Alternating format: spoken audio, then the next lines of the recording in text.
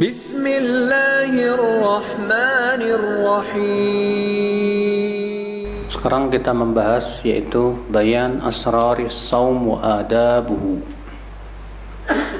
Penjelasan rahasia-rahasia saum. Apa itu puasa? Wa adabuhu dan adab-adabnya. Kata beliau, walis saumi thalathu maratib. Saum, ya puasa itu ada 3 tingkatan, ada 3 martabat. Ini mati. Yang pertama saumul umum. Itu saumnya orang umum. Yang kedua wasaumul khusus, saumnya orang khusus.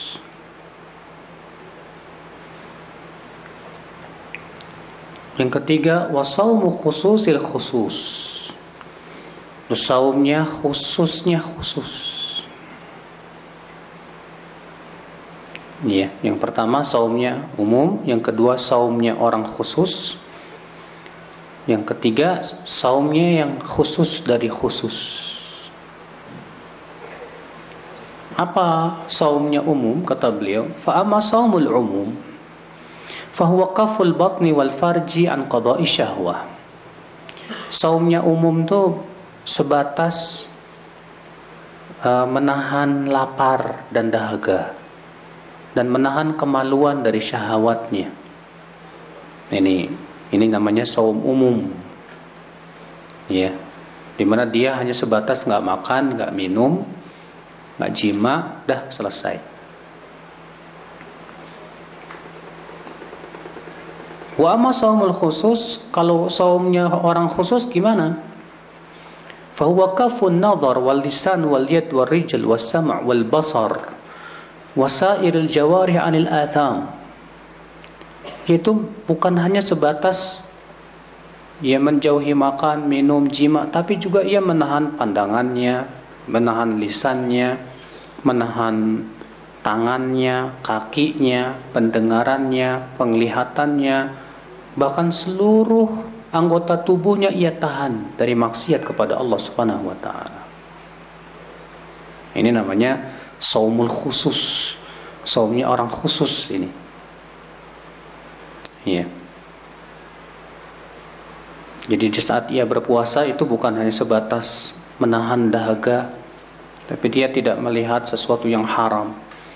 Lisannya ia pelihara dari ghibah, menyakiti hati orang.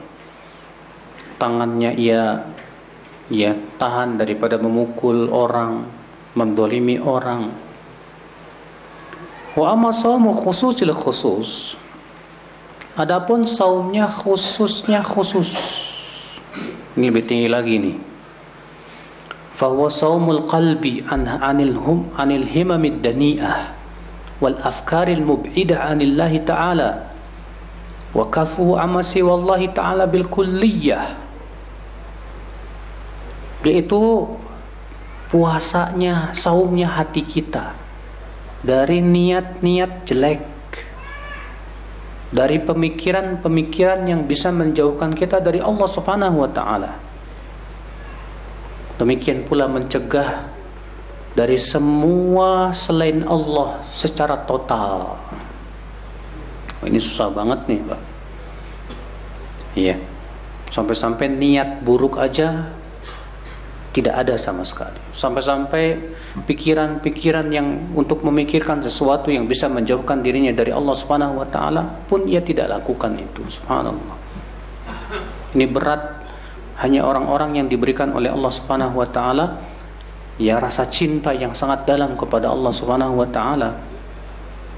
Iya, mungkin kalau kita paling banter yang kedua ini. Ini pun yang kedua tetap susah juga gitu. Ya, saumul khusus, saumnya orang khusus itu. Kemudian beliau menyebutkan adab saumul khusus. Famin adabi saumil khusus. Adapun adab-adab saumul khusus apa itu? Yang pertama ghaddul basar, yaitu menundukkan pandangan. Dan menundukkan pandangan ini masya Allah ya akhi. faidah untuk hati itu besar sekali ya. Karena orang yang berhasil menundukkan pandangannya, insya Allah dia akan bisa menjaga pikirannya, insya Allah. Karena biasanya ya, dari pandangan mata itu akan muncul pikiran. Dari pikiran itu akan muncul niat biasanya. Ketika antum misalnya melihat ya ada akhwat cantik, masya Allah, dan antum tidak tundukkan mata antum, jadi pikiran. Ngebayangin andai dia jadi milik saya gitu kan. Ya. Akhirnya apa? Kalau dipikirin aja jadi niat. Pengen ngedeketin ya. Nomor HP-nya berapa ya? Cari Facebook-nya lah dan yang lainnya. Kalau sudah niatnya kuat, bisa berbentuk apa? Perbuatan. Makanya orang yang menahan pandangannya, ia akan bisa menjaga pikirannya. Dan orang yang bisa menjaga pikirannya, ia akan bisa menjaga niatnya, Pak. Dan orang yang bisa menjaga niatnya, ia akan bisa menjaga perbuatannya. Oleh karena itulah ya, Al-Imam Ibnu Qayyim rahimahullah dalam kitab Miftah dari Sa'adah berkata apa? Aslu kulli khairin wa aslu kulli syarr al-fikru. Asal segala kebaikan dan keburukan itu pikiran. Dari pikiran dulu biasanya, Pak. Seorang istri ketika melihat suaminya nih, kok suami saya ini kok banyak kekurangannya, akhirnya dipikirin aja kekurangan suaminya itu. Lama-lama cintanya berkurang. Muncul niat ingin memaksiatinya. Udahlah, saya nggak mau taat lagi sama dia. Lama-lama setan masuk, udahlah kamu cari aja. Cari, kamu kan ya udah bukan level dia lagi, kamu tuh levelnya ustadz. Waduh. Ya. Mulai itu. Ini mengerikan saudara-saudaraku sekalian. Maka kata beliau, adab saumul khusus yang pertama itu menundukkan pandangan. Dan untuk menundukkan pandangan ini terkadang beratnya minta ampun, Pak. Ya. Karena yang namanya laki-laki ya tahu sendirilah. Ya, kecondongan kepada wanita itu berat sekali. Makanya Rasulullah SAW mengatakan, "Ma taraktu ba'di fitnatan hiya adharu 'ala rijali minan nisa." Tidaklah aku tinggalkan fitnah yang paling berbahaya untuk laki-laki dari wanita. Ya. Maka supaya kita bisa menundukkan pandangan, coba kita rayu diri kita, Pak. Pas ngelihat akhwat cantik, kita langsung berpikir bidadari surga lebih cantik. Iya. Pas ngelihat akhwat yang cantik, kita langsung berpikir, ya Allahu a'lam. Parasnya cantik, saya tidak tahu akhlaknya cantik apa tidak. Kalau kita rayu diri kita, insya Allah kita bisa. Tapi kalau yang kita pikirkan kenikmatannya doang, syahwatnya, sulit sekali. Ya, untuk menundukkan pandangan itu. Maka kata Al-Imam Ibnu Qayyim, orang yang selalu menundukkan pandangannya dari perkara yang haram, Allah gantikan dengan yang lebih dari itu. Allah gantikan dengan kesejukan pandangan. Allah jadikan tajam pemahamannya. Allah berikan hafalannya yang kuat. Beda dengan orang yang matanya jelalatan. Ya. Akhirnya apa? Akhirnya hatinya pun tidak bisa terjaga. Orang kalau matanya itu tidak bisa dijaga, hatinya pun tidak bisa dijaga. Kalau hatinya sudah tidak bisa dijaga, sulit sekali untuk mempertahankan ya, supaya imannya tidak turun, itu sulit sekali ya. Kalau Islam azani Allah wa iyyakum.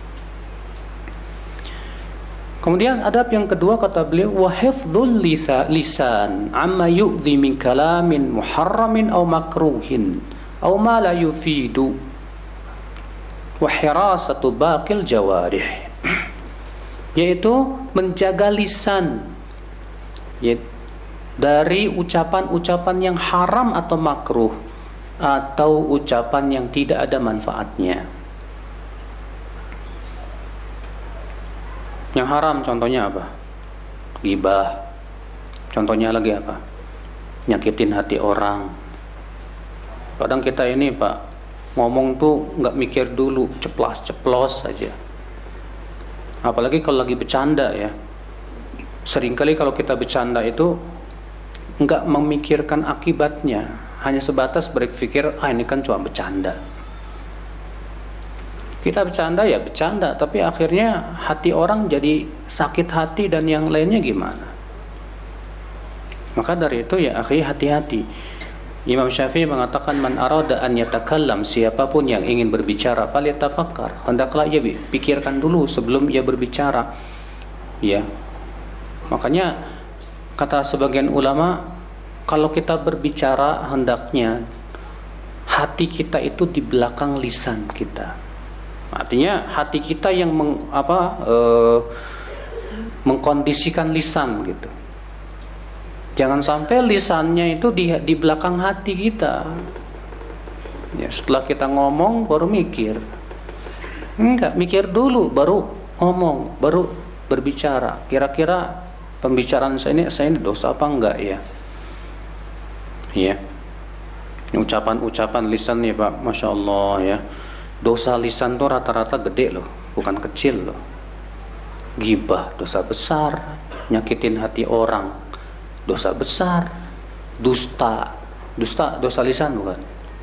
Dosa besar, berkata tanpa ilmu, apalagi ini. Ya. Banyak sekali dosa-dosa lisan itu mengerikan sekali. Makanya kata para ulama, tidak ada sesuatu atau dari anggota tubuh kita yang paling berhak untuk dipenjara dari lisan kita ini. Hati-hati sekali ya akhi. Sampai-sampai Rasulullah SAW sabda apa? Kata Rasulullah, innal abda la yatakallam bi kalimatin min sakhatillah la yulqi biha balan yahwi bi fi nari jahannam 70 kharifan. Seorang hamba mengucapkan kata-kata yang ia anggap remeh, sementara itu dimurkai oleh Allah Subhanahu wa taala. Gara-gara satu kata itu Allah masukkan ia ke neraka jahanam 70 tahun. Gara-gara satu kata. Makanya penting sekali ya, mempuasakan atau mensaumkan lisan supaya tidak seenaknya ngomong, itu penting sekali. Hifdzul lisan ini. Setidaknya Pak, menjaga lisan dari ucapan yang enggak ada manfaatnya deh.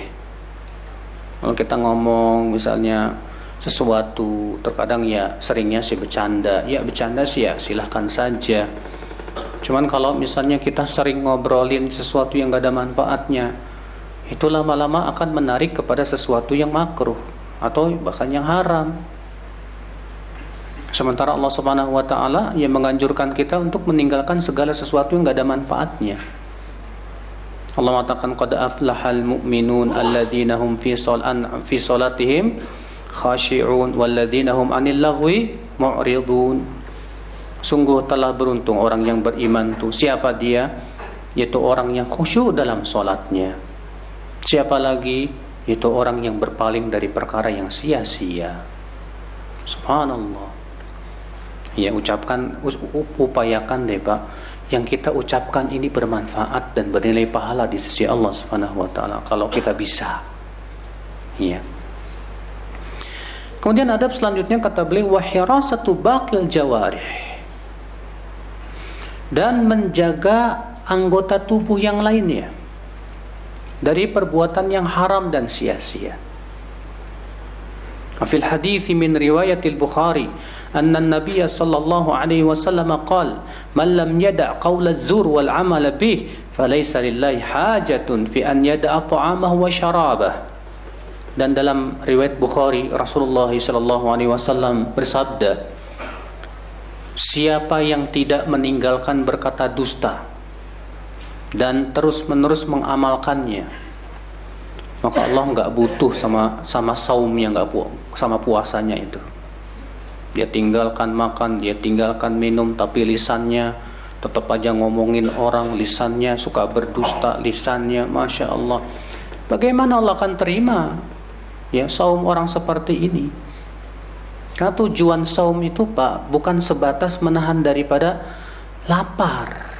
Tapi tujuan saum yang hakiki adalah melatih supaya yang lain juga ikut saum. Mata kita, telinga kita, lisan kita, tangan kita, semuanya. Wa min adabi, di antara adab-adab saum juga kata beliau, alla yamtali'a minat ta'am fil lail bal ya'kulu bimiqdar. Di waktu malam jangan tuh perutnya jangan penuh sama makanan. Tapi hendaklah ia makan dengan kadarnya. Apalagi kalau di bulan Ramadan nih banyak ya orang-orang itu kalau malam-malam tuh jadi apa ya pembalasan. Ya. Kalau lagi buka puasa nih di depannya ada kolang-kaling, ada apa? Ya makanan semua kumpul, belum lagi yang siang tadi diumpetin. Ya. Makan semuanya, sebelum tarawih udah kenyang bener. Pak sholat tarawih, nah di situ Pak ngantuknya minta ampun. Iya, imam baca qul huwallahu ahad aja lama amat ini. Gara-gara apa? Ya salah dia. Seharusnya ketika berbuka puasa itu jangan kenyang-kenyang, jangan. Supaya kita ada persiapan nih untuk sholat tarawih. Iya. Ikhwata Islam azani Allah wa iyyakum. Fa innahu ma mala ibnu Adam wi'an syarran min batnih. Karena kata beliau, tidaklah manusia memenuhi bejana yang lebih buruk daripada perutnya sendiri. Dan hadis ini sebetulnya hadis dikeluarkan Imam Ahmad dalam musnadnya, ya, di mana Rasulullah SAW sabda, ma mala'a adamiyun wi'an syarran min batnihi bihasbi ibni Adam luqaimat yuqimna sulbah. Tidaklah anak Adam memenuhi bejana yang lebih buruk daripada perutnya sendiri, kata Rasulullah. Cukuplah beberapa suap saja untuk ia menegakkan tulang rusuknya. Tapi kalau ia mau makan juga, kata Rasulullah, sepertiga untuk makan, sepertiga untuk minum, sepertiga untuk apa? Untuk nafas. Ya. Cuma masalahnya sepertiga antum ana nggak tahu gimana.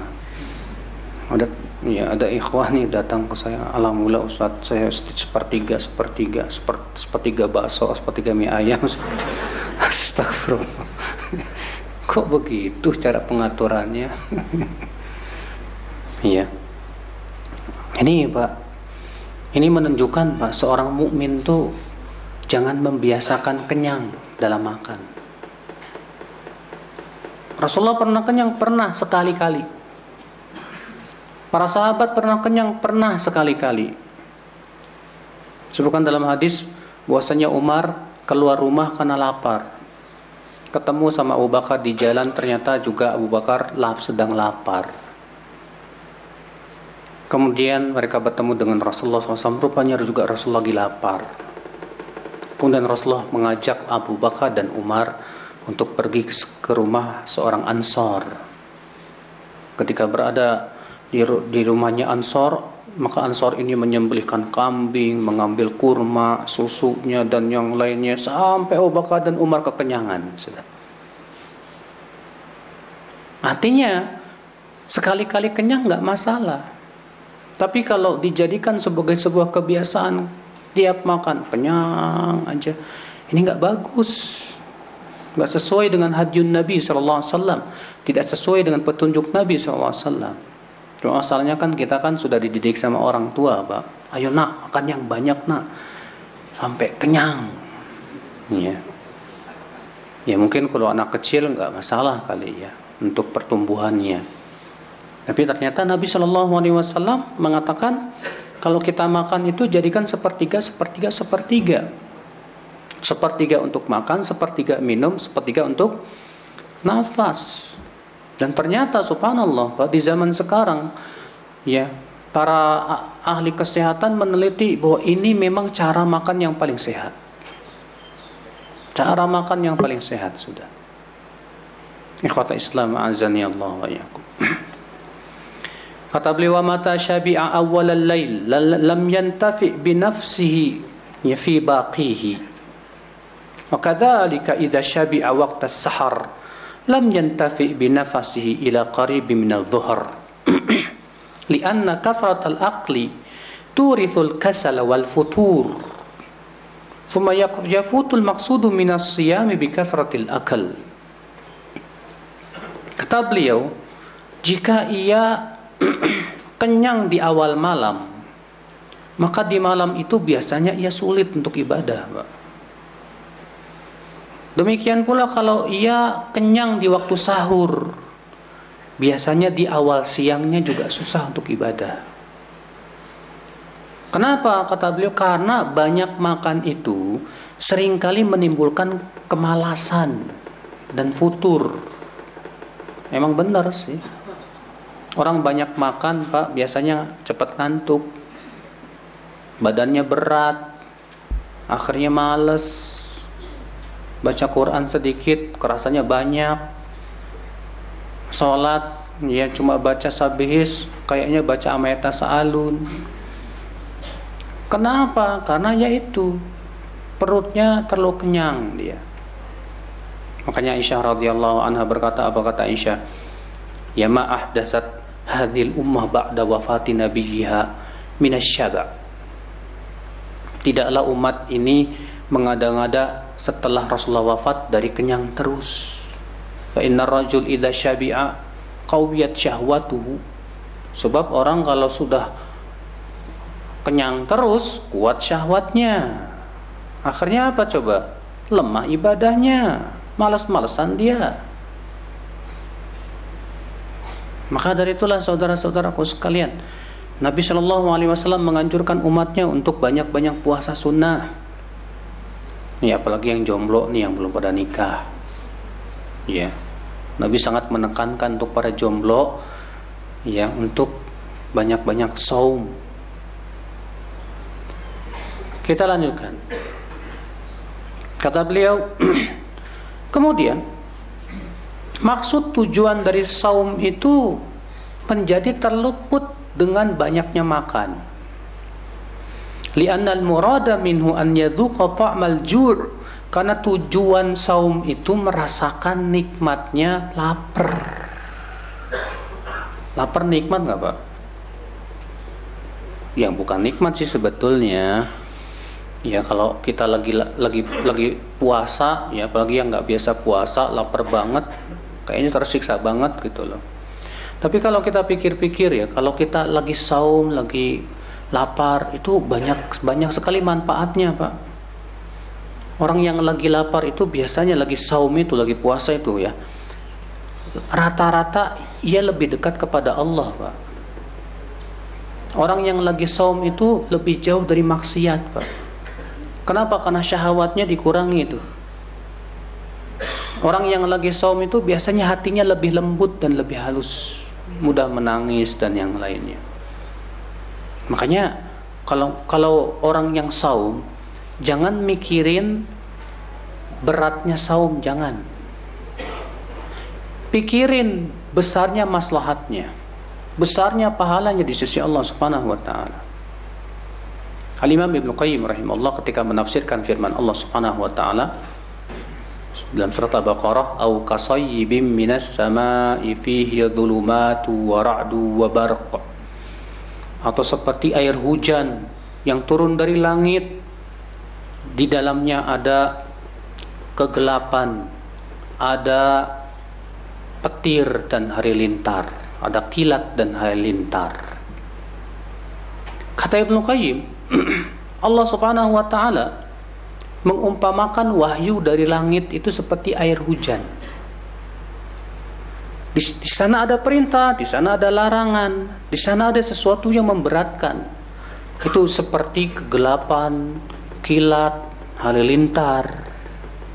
Nah, ternyata orang munafik itu, ya kata Ibnu Qayyim rahimahullah dalam kitab Ijtima' Juyush al-Islamiyah, ketika menafsirkan ayat tersebut, orang munafik itu hanya memikirkan kegelapannya, halilintarnya, tapi tidak memikirkan manfaat hujannya. Sama halnya dengan kita, ketika kita mau puasa Ramadan, yang kita pikirin beratnya doang. Waduh, Ya saya kan lagi ada acara mau jadi binaraga, kalau saum gagal deh. Saya kan lagi waduh kalau saya saum nanti lapar gimana. Yang kita pikirkan beratnya aja. Akhirnya apa? Akhirnya karena ia sudah memikirkan beratnya amal itu, mundur dari amal, Pak. Terasa berat buat dia. Maka dari itu kata beliau, beda dengan orang yang ia pikirkan manfaatnya untuk dirinya. Iya, kalau kita pikirkan manfaat saum untuk hati kita luar biasa. Manfaat saum untuk kehidupan hati kita, demikian pula keimanan kita. Ini masya Allah, Pak. Makanya Rasulullah SAW sabda, "Alaika bis-shaum fa innahu la nadhira lah." Hendaklah kamu berpuasa karena puasa itu amal ibadah yang tidak ada tandingannya, kata Rasulullah SAW. Memang betul. Nah, ketika yang kita pikirkan manfaatnya dan pahalanya, insya Allah kita semangat. Orang mau haji, mau pergi umroh, yang dia pikirin, aduh gimana naik pesawatnya ini, takut jatuh, belum lagi capeknya, berdesak-desakannya, dipikirinnya kayak gituan. Yakin gak haji-haji itu, Pak? Kenapa? Karena yang dia pikirkan beratnya dulu. Tapi kalau yang dia pikirkan, masya Allah, haji menggugurkan dosa-dosa yang sangat banyak. Sampai Rasulullah mengatakan, siapa yang haji dan ia tidak berbuat dosa dan tidak mengucapkan kata-kata yang kotor, pulang dalam keadaan seperti terlahir oleh ibunya kembali, bersih dari dosa. Wah, masya Allah, saya pengen bersih dari dosa, gimana ini? Insya Allah ringan itu, Pak. Kalau yang kita pikirkan manfaat-manfaatnya dan pahalanya yang begitu besar dari suatu amal saleh, itu ringan insya Allah, walaupun berat. Iya. Nah, ini akal Islam, azani Allah wa iyyakum. Kita lanjutkan. Mohon maaf ya, yang ada di pintu bisa nggak maju? Soalnya yang mau masuk tuh terhalang jadinya, Pak. Ya, wah, pada maju bisa nggak? Kasihan yang baru datang.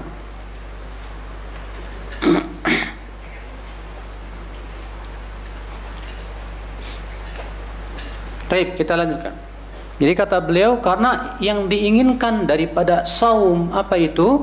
Itu merasakan ya manisnya lapar. Wa yakunu tarikan lil mushtahi, dan ia meninggalkan semua yang ia inginkan, syahwatkan. Kita ini, Pak, jangan jadi orang yang setiap kali kita bersyahwat sesuatu, kita ingin berusaha untuk meraihnya. Iya. Jadilah kita orang yang berusaha pintar untuk menahan syahwat kita. Banyak diantara misalnya ibu-ibu ya, nggak betah ngelihat tas bagus dibeli aja, nggak mau mikir manfaatnya nanti apa.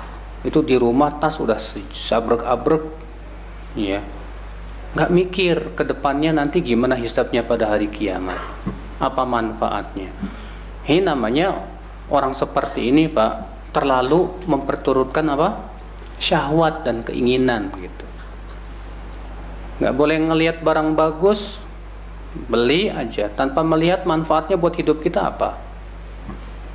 Makanya ya Umar bin Khattab radhiyallahu mengingkari seorang sahabat yang setiap kali berkeinginan dia beli sampai Umar mengatakan, ya apakah setiap keinginan kamu harus terpenuhi? Enggak. Iya. Hakikat kita ini berpuasa, saum ini adalah menahan keinginan-keinginan kita ini, Pak. Dan memang, Pak, subhanallah ya, Allah subhanahu wa ta'ala sudah mentakdirkan bahwasannya untuk mendapatkan surga itu memang harus capek di dunia, Pak. Gak bisa kita pengen surga tapi enak-enakan gitu, gak bisa.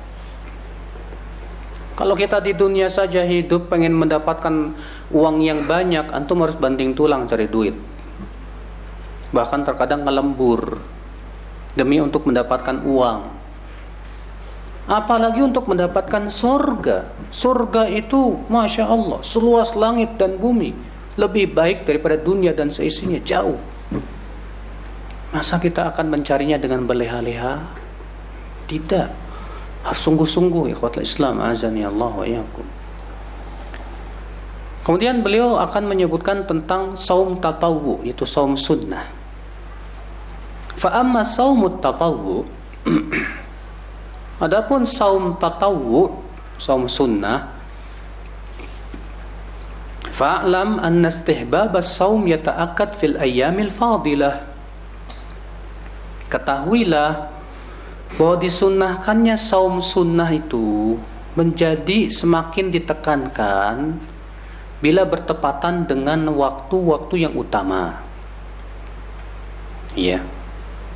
Jika bertepatan dengan waktu-waktu yang utama, maka sangat ditekankan sekali kita untuk bersaum, berpuasa. Wa fawadilul ayyam ba'daha yujad fi kulli sanah. Kasiyami sanati ayyamin syawal ba'da Ramadan wa kasiyami yaumi Arafah wa yaumi Ashura wa ashri Dzulhijjah wal Muharram. Ya, kata beliau, dan waktu-waktu yang utama itu ada yang lewat setiap tahunnya. Seperti contoh misalnya 6 hari Syawal setelah Ramadan. Seperti apa lagi? Puasa hari Arafah. Seperti apa lagi? Puasa hari Ashura tanggal 10 Muharram. Ya, demikian pula puasa di bulan Dzulhijjah tanggal 1, 2, 3, 4, 5, 6, 7, 8 sampai 9 itu Masya Allah. Ya. Demikian pula puasa di bulan Muharram. Dan Rasulullah SAW bersabda, "Afdalus siyami ba'da Ramadan siyamu syahrillahil Muharram." Saum atau puasa yang paling utama setelah Ramadan, kata Rasulullah, yaitu saum di bulan Muharram. Nah, di bulan Muharram kita perbanyak untuk apa? Ya, saum, entah itu saum Daud ataupun puasa Senin, Kamis, demikian pula ayyamul bidnya 13, 14, 15. Wa ba'dhu yatakarrar fi kulli syahr. Ada juga yang setiap bulan lewat. Ka awwalihi wa awsatihi wa akhirihi. Faman shama awwala syahr wa awsatahu wa akhirahu faqad ahsan. Wa anna al-afdal an yaj'ala thalatha ayyamal bid. Contoh, kata beliau, kita dianjurkan berpuasa setiap bulannya 3 hari. Boleh, misalnya 1 hari di awal, 1 hari di tengah, 1 hari di akhir, nggak apa-apa. Cuma kata beliau yang paling utama itu yang 13, 14, 15. Tapi kalau tanggal 13, 14, 15 itu kita nggak sempat, nggak masalah, kita berpuasa yang lain di hari yang lain. Kenapa? Karena Nabi SAW menganjurkan supaya minimal dalam 1 bulan itu 3 hari. Rasulullah bersabda kepada Abdullah bin Amr bin Al-As dalam riwayat Muslim, "Sum thalathata ayyam min kulli syahr." Puasalah setiap bulannya 3 hari. Kata Abdullah bin Amr, "Hai Rasulullah, saya mampu lebih dari itu, hai Rasulullah." Karena Abdullah bin Amr ini Masya Allah semangat ibadahnya luar biasa, Pak. Ternyata Rasulullah SAW menyebutkan bahwa minimal sebulan itu 3 hari aja. Iya, yang paling utama yaitu tanggal 13, 14, 15. Tapi kalau memang pada tanggal itu kita nggak bisa, nggak masalah, di tanggal yang lainnya. Atau seperti yang beliau sebutkan di sini, 1 hari di awal, 1 hari di tengah, 1 hari di mana? Di akhir. Ya. Wa ba'dhuha yatakarrar fi kulli usbu'. Ada juga saum yang setiap minggu, yaitu Senin dan Kamis. Dan subhanallah, ternyata saum hari Senin dan Kamis juga mempunyai keistimewaan. Disebut dalam hadis bahwa setiap hari Senin dan Kamis amalan-amalan hamba itu akan ditampakkan kepada Allah Subhanahu wa taala. Maka Rasulullah suka sekali amalannya ditampakkan kepada Allah dalam keadaan beliau sedang saum, sedang puasa. Ya. Kemudian wa afdalu shaumi tatawwu shaumu Dawud alaihissalam. Kana yasumu yauman wa yuftiru yauman. Kata beliau, dan saum sunnah yang paling utama itu saumnya Dawud alaihissalatu wassalam. Yaitu sehari puasa, sehari tidak, sehari puasa, sehari tidak. Ya. Wadzalika yajma'u thalathata ma'an.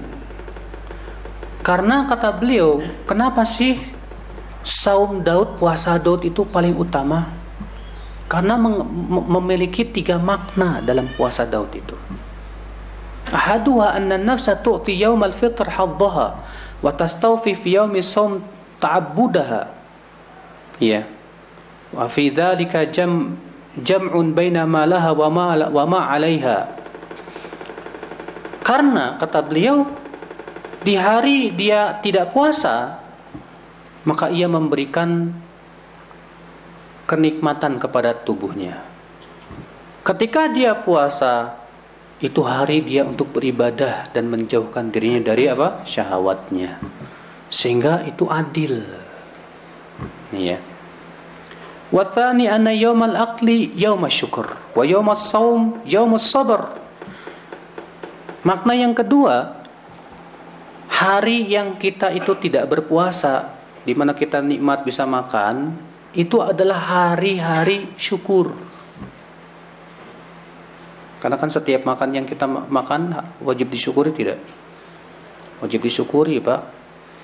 Nasi yang kita makan dan semua yang kita makan wajib disyukuri itu. Maka kalau di hari kita tidak makan, di saat itu kita harus bersyukur kepada Allah Subhanahu wa taala. Dan di hari kita sedang puasa, di saat itu kita harus sabar. Ya. Sedangkan iman itu hanya 2. Kalau enggak syukur, ya sabar. Makanya Rasulullah SAW sabda, "Ajaban li amril mu'min, inna amrahu kullahu khair." Kagum aku terhadap seorang mukmin itu hidupnya. Karena urusan mukmin itu semuanya baik, kata Rasulullah. In asabatu sarra syakar. Kalau dikasih kesenangan oleh Allah, dia bersyukur kepada Allah. Fakana khairul lah, maka itu menjadi kebaikan buat dia. Wa in asabathu dharra sabar. Kalau ia ditimpa kesusahan, sabar. Fakana khairul lah. Itu pun jadi kebaikan buat dia. Maka dengan puasa Daud, kata beliau, 1 hari bersyukur, 1 hari bersabar. Ya.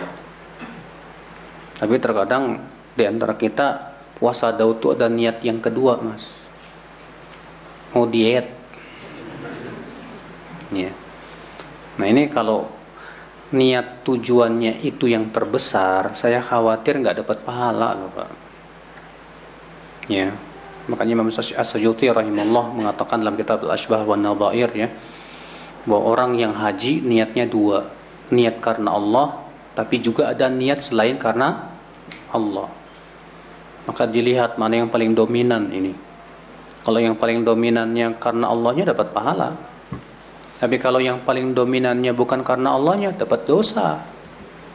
Kalau ternyata karena Allah dan bukan karena Allahnya ini seimbang, 50-50, tasaqata, saling berguguran.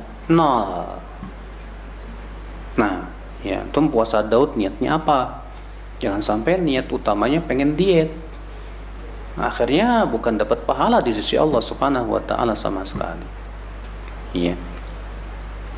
Wasalis, makna yang ketiga, kenapa puasa Daud itu yang paling utama? Annahu asyaqqu 'ala an-nafsi fil mujahadah. Karena itu yang paling berat, Pak, untuk jiwa kita. Lianna kullama anisat bihalatin naqalat anha. Karena setiap kali kita sudah mulai merasakan nikmat, ternyata dipindahkan kepada disuruh sabar. 1 hari makan, lagi enak makan, besok harus puasa, disuruh sabar lagi. Besoknya makan lagi enak, disuruh sabar lagi. Sehingga akhirnya apa yang terjadi? Kita jadi orang yang tidak tergantung sama kuliner. Beda kalau orang yang senangnya kuliner, Pak, mikirnya kuliner aja, itu nggak bakalan kepikiran puasa biasanya. Hari ini kuliner di mana ya? Apalagi di Bandung nih tempat kuliner, masya Allah, Pak. Ya, banyak banget. Ya, ikhwatul Islam, azan ya Allah wa iyyakum.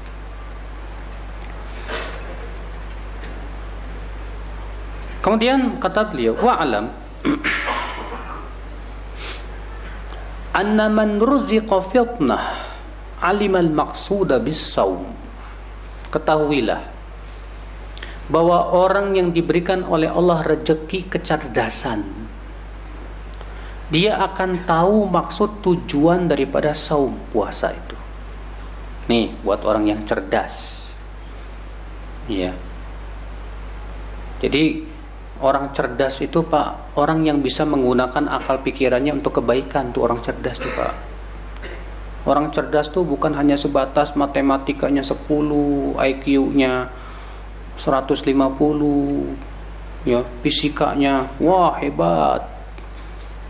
Bukan itu cerdas yang hakiki. Cerdas yang hakiki itu dia gunakan akal pikirannya untuk setiap kebaikan.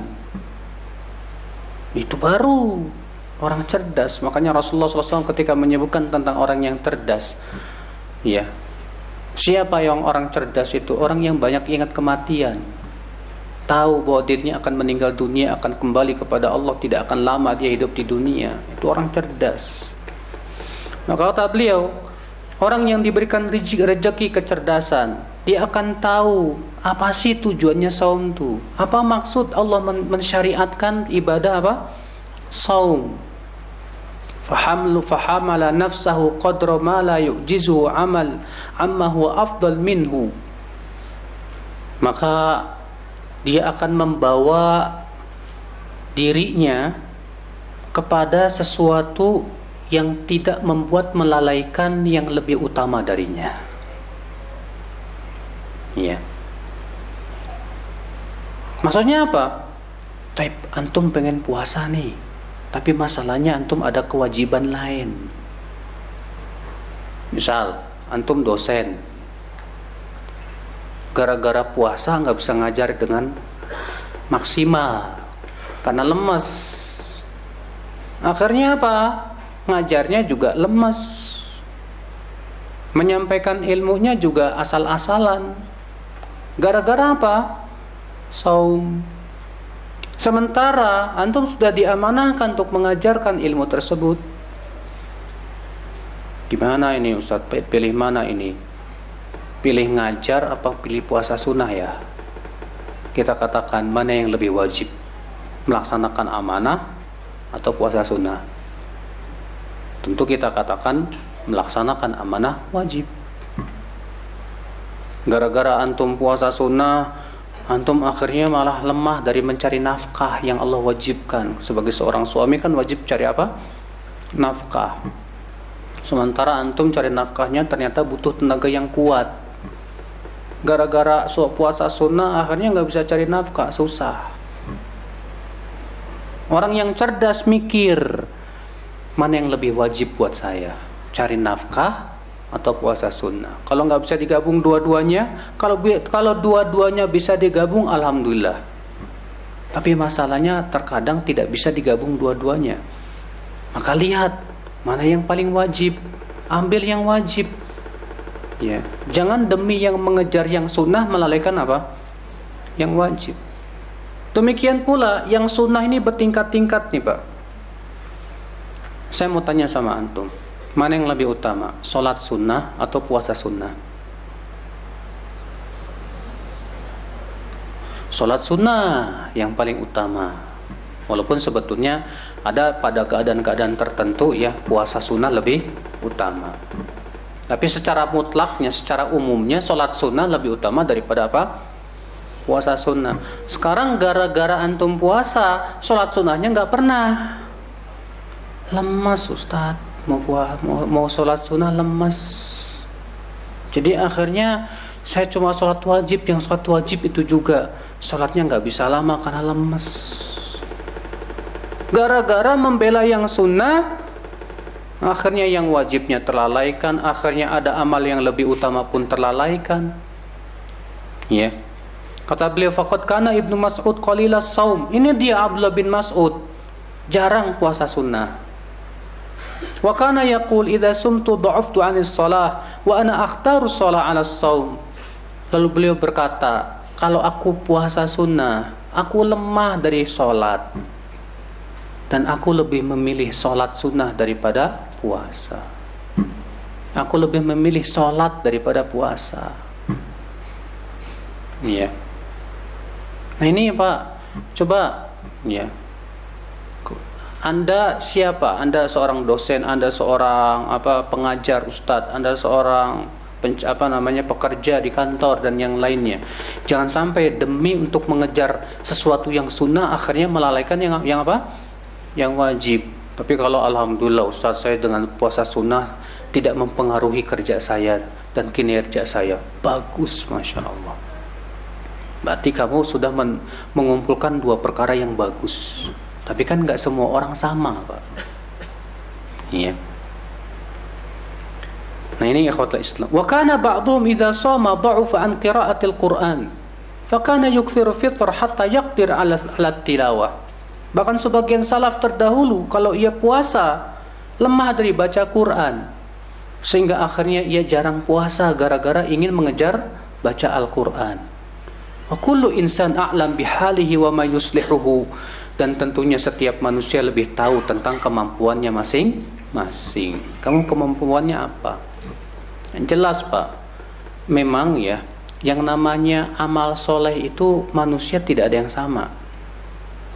Imam Malik rahimahullah berkata apa? Innallaha qasama al-a'mal kama yaqsimul arzaq. Allah itu membagi-bagi amal soleh itu sama dengan membagi rezeki. Ya, amal tuh nggak sama. Ada yang satu, masya Allah, diberikan oleh Allah kekayaan, ternyata dibukakan buat dia pintu sedekah. Yang satu lagi diberikan kepada dia kecerdasan, ternyata dibukakan buat dia pintu ilmu dan mengajarkan ilmu. Iya, Imam Malik pernah disuratin Pak sama ahli ibadah di zamannya. Saya lupa nama ahli ibadah tersebut.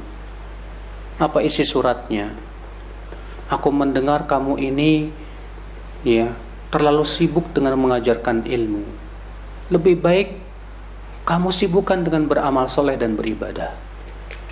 Kata ahli ibadah ini. Apa kata Imam Malik? Membalas suratnya. Sesungguhnya Allah membagikan amal seperti Allah memberikan membagikan rezeki. Dan saya memandang menyebarkan ilmu insya Allah tidak lebih jelek daripada amalan kamu. Dan saya merasa puas dengan pemberian Allah berupa ilmu kepada saya. Dan semoga semua kita di atas kebaikan. Masya Allah ya. Imam Malik tawadhu orangnya Pak. Ketika ditegur oleh seorang ahli ibadah supaya jangan sibuk ngajarin ilmu, tapi sibuk beramal, ibadah, Imam Malik nggak bilang, ente sombong banget sih, ibadah segitu aja udah mencak-mencak. Enggak, masya Allah, ini ulama namanya Pak. Kata Imam Malik, ya, setiap orang itu telah dibagi-bagi amalannya.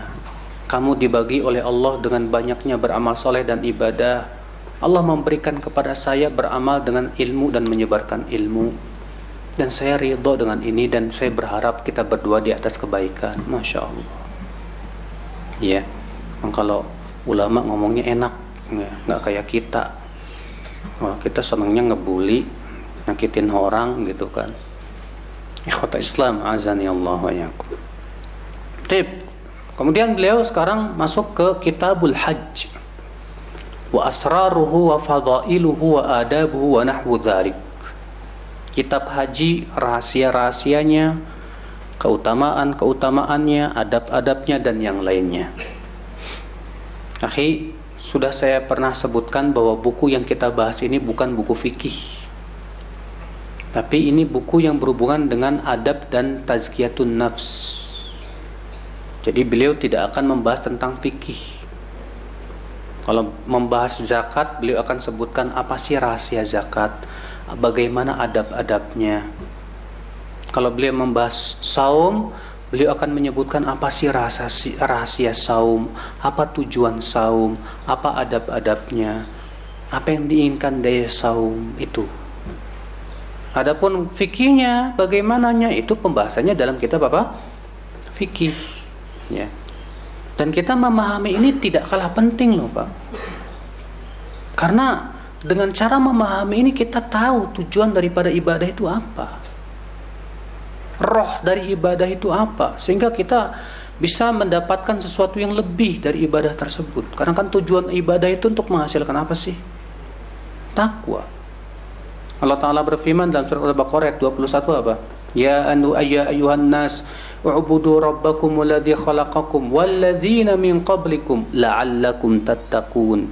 Wahai manusia, beribadalah kamu kepada Rabbmu yang telah menciptakan kamu dan menciptakan orang-orang sebelum kamu agar kamu bertakwa. Tuh lihat, Allah menyebutkan tujuan daripada ibadah itu untuk menghasilkan apa? Takwa. Maka kalau selama ini kita beribadah ternyata tidak menimbulkan takwa, itu tanda ibadah kita belum diterima oleh Allah loh, Pak. Ya. Kita lanjutkan, Kitabul Hajj wa asraruhu wa fadailuhu.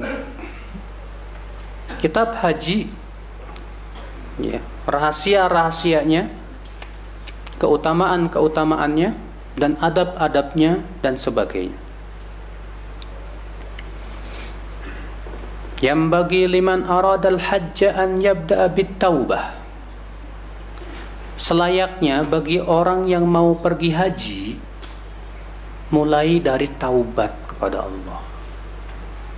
Taubat kepada Allah Subhanahu wa taala. Jangan sampai tujuan hajinya biar dapat apa? Gelar. Dipanggil Pak Haji. Iya.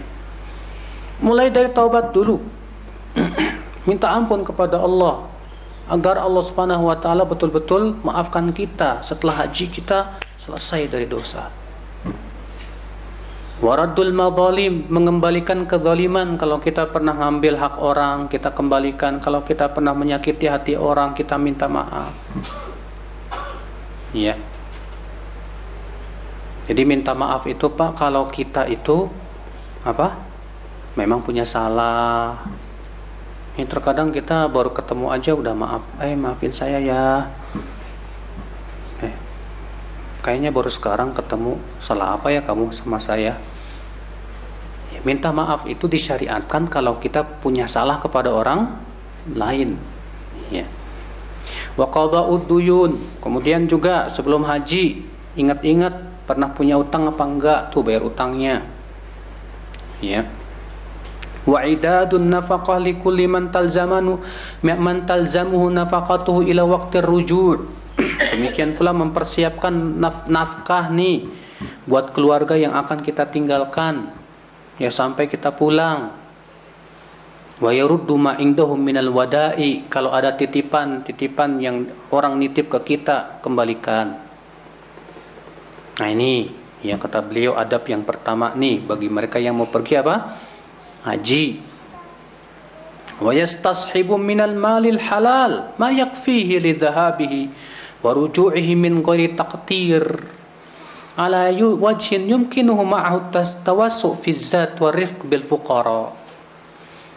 Dan sangat disukai untuk membawa harta yang halal itu yang cukup gitu loh untuk pergi dan pulang ya, bahkan kalau bisa lebih supaya kita selama haji juga bisa membantu orang susah ya. Nah ini wistashabu ma yuslihu kasiwak wal musht wal mir'ah wal mikhalah. Kalau pergi haji jangan lupa juga bawa alat-alat seperti apa? Seperti siwak ya, seperti sisir. Nih selama haji nggak pernah nyisir, kecuali ya kalau memang botak ya nggak masalah Pak, nyisirnya susah. Demikian pula jangan lupa untuk melaksanakan sunnah bercelak kata beliau. Ya karena kan kalau orang kalau lagi safar, kalau zaman dulu kan orang kalau lagi safar tuh ya kelihatan banget rambutnya kusut, pakaiannya berdebu dan yang lainnya.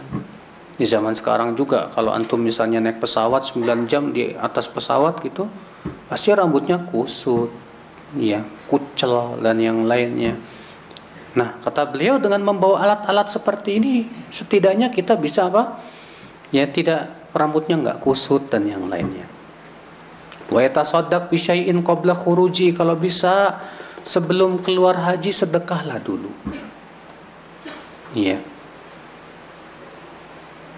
Ini dikiaskan kepada anjuran berhaji sebelum bertanya kepada Rasulullah sallallahu alaihi wasallam, disebutkan dalam surat Al-Mujadilah itu. Iya. Ikhwatal Islam azani Allah wa iyyakum. Kemudian kata beliau, wa yanbaghi an yaltamisa rafiqan salihan muhibban lil khair mu'inan alaih in nasiya dzakara wa in dzakara ana wa in daqa sadruhu sabbara. Yang lebih bagus lagi, kalau kamu pergi haji itu, cari teman yang soleh, yang suka kepada kebaikan, yang bisa membantu kita di atas kebaikan. Kalau kita lupa, dia ingatkan. Kalau kita ingat, dia bantu. Kalau kita lagi nggak sabaran, dia sabarkan hati kita. Masya Allah, kita butuh tuh. Makanya ibu-ibu dan bapak sekalian mau pergi haji nih, penting sekali coba cari travel yang Masya Allah, di sana banyak orang-orang solehnya yang bisa kita juga bisa mengambil manfaat dari mereka, dari akhlak mereka, dari Masya Allah kesolehan mereka. Ya. Wal yu'ammir ar-rufaqa alaihim ahsanum khuluqan. Dan jangan lupa, ya kalau kita pergi haji ini beberapa orang ada amirnya. Karena Nabi sallallahu alaihi wasallam menganjurkan demikian. Kalau kita safar itu harus ada amir safar. Nah, amirnya ini kalau bisa yang paling bagus akhlaknya. Wa arfaqum bil ashab, yang paling memperhatikan teman-temannya. Dia punya rasa tanggung jawab. Ya. Yang terkadang ya, kalau kita safar itu Pak, baru ketahuan sifat-sifat kita loh Pak. Antum kalau pengen tahu karakter diri sendiri, safar yang jauh deh. Atau antum berkemah 3 hari di suatu tempat yang sepi. Ya, biasanya akan terlihat tuh. Kalau antum lagi kemah ya, di hutan atau di mana gitu, kelihatan ada orang yang memang punya sifat membantu temannya, dia bantu temannya, ini Masya Allah kelihatan dia kepemimpinannya. Ada orangnya ngeluh aja, aduh susah, nggak ada WC, nggak ada ini, biasa enak, dikit-dikit ngeluh aja. Ada yang kerjaannya tidur aja.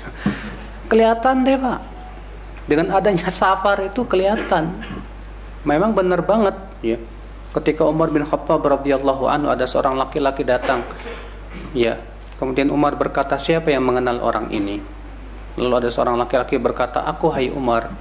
Kata Umar, kamu pernah bertetanggaan sama dia? Belum pernah. Pernah safar jauh sama dia? Belum pernah. Pernah bermuamalah sama dia? Enggak pernah juga. Kamu belum kenal dia. Artinya kalau orang sudah kenal tuh, kalau kita pernah safar sama dia nih, safar jauh, kenal kita. Ya, bagaimana sifatnya, karakternya. Demikian pula kita juga kalau pengen tahu karakter diri kita, silakan pergi jauh, safar jauh, atau seperti yang saya sudah sebutkan tadi, coba antum camping aja. Emang camping sebetulnya ada manfaatnya juga untuk mendidik karakter kita sebetulnya. Ya akan terlihat tuh karakter kita. Orang kalau lagi safar jauh capek, dengan adanya capek kelihatan ada yang walaupun capek enjoy aja dia sih, senyum aja, Masya Allah. Ada yang kelihatan cemberut aja, kenapa? Capek. Ya. Ada yang temperamenan. Ya. Beda kalau memang dia lagi enjoy ya, lagi nggak capek gitu kan. Tapi kelihatan. Nah, dari situ kita tahu karakter kita apa. Ya. Ikhwata Islam azani Allah. Wa yanbaghi lil musafir tatyibul kalam. Dan orang yang musafir itu, yang sedang safar bepergian jauh, hendaknya memperbagus ucapan. Ucapannya itu yang bagus gitu. Wa it'anu ta'am, memberi makan. Wa idharu mahasinil akhlaq, dan memperlihatkan akhlak yang baik. Ya. Fa inna safar yukhriju khafayal batin Karena kata beliau, bepergian safar itu bisa memperlihatkan sifat-sifat yang tersembunyi ya. Kalau zaman sekarang sih terkadang Pak, ya karena enak ya nggak kelihatan juga terkadang sih. Kalau zaman dulu kan Masya Allah yang namanya safar, naik onta berhari-hari melewati padang pasir dan yang lainnya, susahnya minta ampun. Zaman sekarang cuma naik pesawat 1 jam sampai, nggak kelihatan. Iya. Ikhwata Islam azani Allah wa iyyakum. Wa man kana fi safar alladhi huwa madhinnatu ad-dajr ya hasanal khuluq kana fil hadar ahsan khuluqan. Kalau ada orang dalam safar dalam keadaan capek apapun juga kelihatan akhlaknya tetap bagus. Biasanya dia kalau di rumahnya lebih bagus lagi Pak akhlaknya Pak. Betul. Iya, karena kalau tinggal di rumah nggak kelihatan bagaimana aslinya. Waqad qila idza athna ala rajul mu'amiluhu fil hadar wa rafaqa'uhu fis safar fala tashukku fi salahihi. Ada yang berkata begini, kalau seorang laki-laki dipuji oleh yang pertama ya bawahan-bawahannya yang kerja sama dia. Yang kedua dipuji oleh teman-temannya ketika safar. Maka kamu jangan meragukan lagi akan kesolehan orang ini. Biasanya kan kalau antum jadi bos, seenaknya enggak? Kelihatan juga tuh. Ya, kalau jadi bos terkadang sentimennya kelihatan dan yang lainnya sama bawahan karena merasa antum, saya kan bos, dia bawahan. Tapi ternyata bawahan-bawahan antum muji antum semua, Masya Allah. Atasan kita ini luar biasa. Iya, makanya antum kalau jadi atasan tuh jangan sombong, Mbak. Tanah Abang tuh atasan cuma 5.000 perak.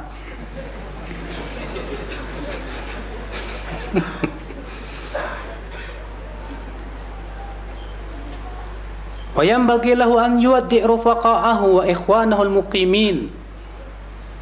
Jangan lupa kalau pergi haji atau umroh, ya, dia hubungi teman-temannya. Jangan tahu-tahu pergi aja. Ya pas udah sampai umroh baru ngomong, ane lagi umroh. Jangan gitu kata beliau. Wa yaltamisu ad'iyatahum, untuk mencari doa mereka. Barangkali doa mereka mustajab. Wa yaj'al khurujahu ya bukrata yaumil khamis, usahakan kalau pergi safar itu di hari Kamis pagi. Wal yasil fi manzilihi raq'at wal yusalli fi manzilihi raq'atain qabla khuruji minhu, sebelum keluar rumah usahakan salat 2 rakaat dulu. Karena disebutkan dalam hadis Nabi sallallahu alaihi wasallam bahwa Rasulullah sabda apa? 2 rakaat sebelum keluar rumah yang tamna'ani, mencegah dari apa? Ya su'ul makhraj, buruknya keluar.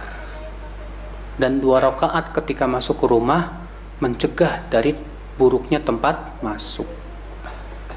Jadi ada hadis dari Tirmidzi dan dihasankan oleh Syekh Albani rahimahullah juga, ya bahwa kalau kita masuk ke rumah bagus salat 2 rakaat. Kita mau keluar rumah bagusnya salat 2 rakaat. Ya.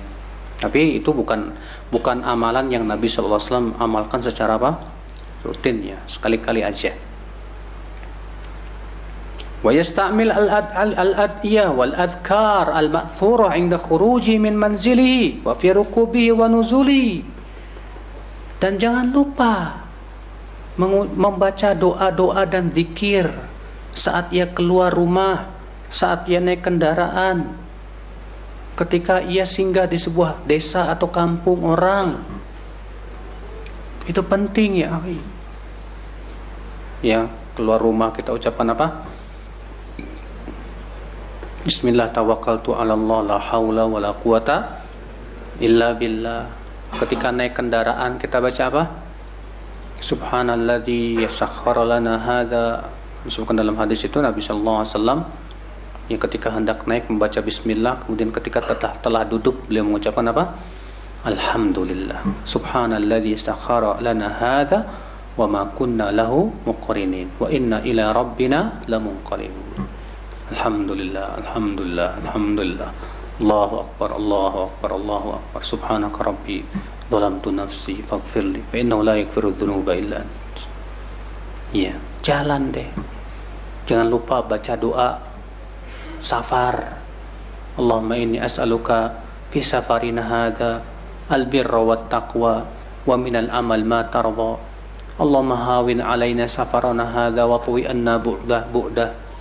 Allahumma anta sahibu fis safar wal khalifatu fil ahl. Allahumma inni a'udzu bika min wa'tha'is safar wa ka'abatil manzar wa su'il munqalabi fil mali wal ahl.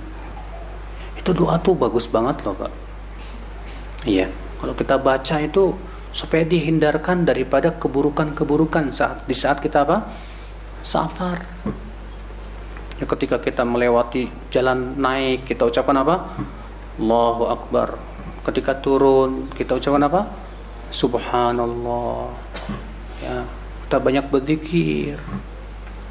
Ya, terkadang banyak di antara kita pas naik pesawat itu, Pak, sibuk sama nonton film. Iya, baru duduk pesawat, di depan udah ada layar. Nyariin, tuk tuk tuk tuk, film apa nih? Film Hong Kong. Iya, selama safar nggak zikir, cuma nonton film. Zikirnya pas ada turbulen. Astagfirullahaladzim, Allahu akbar, subhanallah. Kalau tenang lagi, nonton lagi. Iya. Ini kan nggak bagus banget ya akhul Islam, azani Allah wa iyyakum. Yang lebih bagus di saat kita sedang safar, baik pakai mobil, baik pesawat, banyakin apa? Zikir. Nabi SAW saat safar itu di perjalanan beliau memperbanyak zikir dan sholat. Ya, antum di pesawat baca Quran, sholat, sunnah di atas pesawat, itu sesuai dengan sabda Nabi, perbuatan Nabi Shallallahu Alaihi Wasallam. Ya, nah ini memang di zaman sekarang ini lebih banyak melalaikannya. Padahal ya di saat safar itu waktu yang sangat utama untuk berdoa kepada Allah Subhanahu wa taala. Karena doa musafir itu mustajab. Makanya jangan lupa di saat safar kita banyak doa. Ya, selama antum di perjalanan itu. Ya, apalagi di pesawat. Ya, kalau di pesawat biasanya sih banyak orang zikir, Pak. Ya, apalagi banyak turbulen begitu ya.